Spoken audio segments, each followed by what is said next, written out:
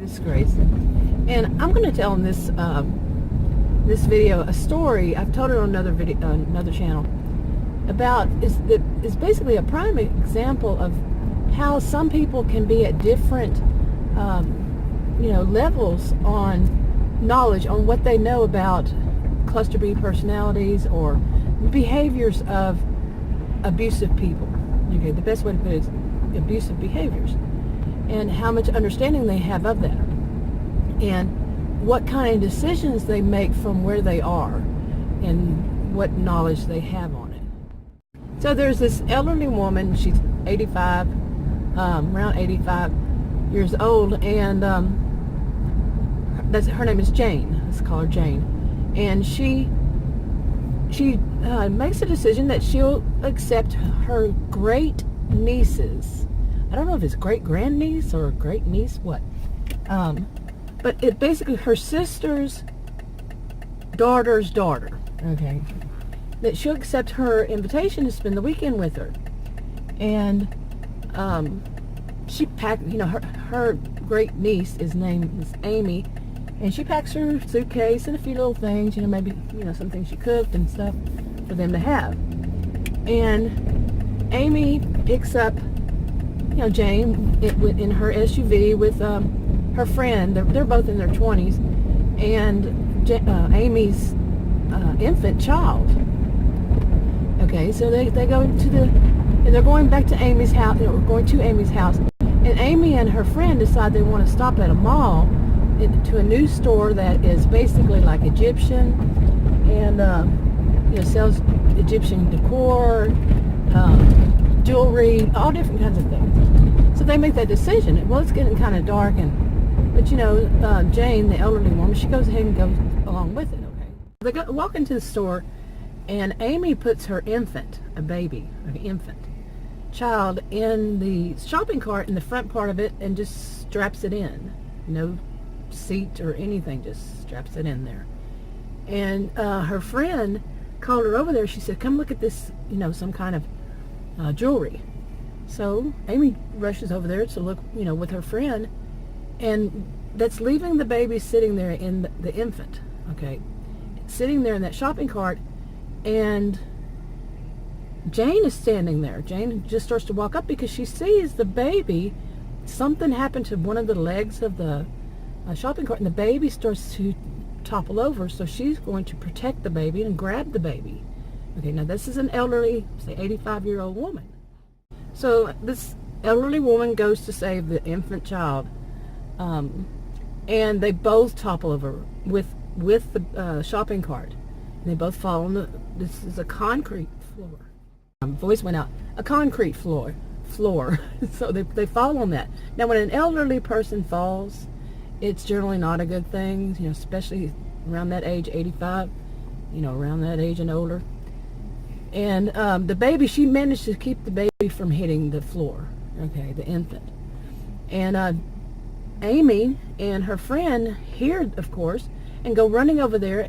Well, Amy just starts yelling at Jane, the elderly woman, just yelling at her, telling her it was all her fault, and if she weren't, went down that line. And the friend was just standing there kind of like with a smirk on her face and agreeing with her. It was all her fault. Well, they didn't offer to help Jane up. They didn't ask her if she were okay. None of that. And Amy just grabbed the baby out of Jane's hand and, hands and nothing. So Jane, the elderly woman, managed to pick herself up, and she says, "I want you to take me to your SUV right now. I'm getting my stuff out and I'm going home." And Amy, she was feeling all self-righteous, and the young woman, all self-righteous, and she said, "You bet you are," this kind of attitude. Help her up, and Amy walked her out to the SUV, took her Jane's suitcase out and all the other stuff, and just leaves it sitting there, and she walks back into the store, leaving. Now, by this time, it's dark outside, and it's a mall. It's dark outside, and what was Jane to do? Jane, the elderly woman. Now when somebody falls like that, any age, they could have hurt themselves, hurt their head, whatever. Something might be broken, something might be really badly bruised, whatever. So, but Amy, the younger woman, she felt self-righteous. She felt she was right, and that elderly woman was wrong. Her elderly great aunt, yeah, some call it aunt, yeah, she's all self-righteous. Here's this elderly woman pulling a suitcase with other stuff in her hands, and by the time she reaches the street, somebody, driving by, some stranger sees her and calls the police and tells the police what's going on. Police come out and ask, Jane, what's going on? And Jane tells them. One of the, there was 2 police officers. One went to inside to find Amy and her friend, and to talk to them about it. Now the police officers are both young, and the one that stays with Jane, says maybe it's just a misunderstanding. He's going to go and talk. His partner's going to go and talk to Amy and see what can be worked out. And Jane says no. She says, no, I do not want her to be around me at all. And Jane says, she's a danger to me. And the police officers say, ma'am, we're going to call you an ambulance, maybe you hit your head or something. And she says, fine, whatever you do, but you're also going to call APS for me, Adult Protective Services. I don't know what it would be where you are. But she tells the officer that. Now, the officer is duty-bound. He has to call APS. If an elderly person requests it, he has to. Okay. Jane has been around 85 years. And the way she sees it, and she tells the officer that, is her great niece.